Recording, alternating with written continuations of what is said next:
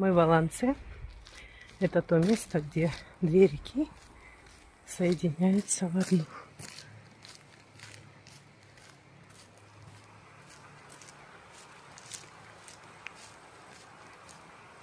Вон там происходит их соединение. Это одна река, здесь они соединяются, а вот вторая река, деревянный мост.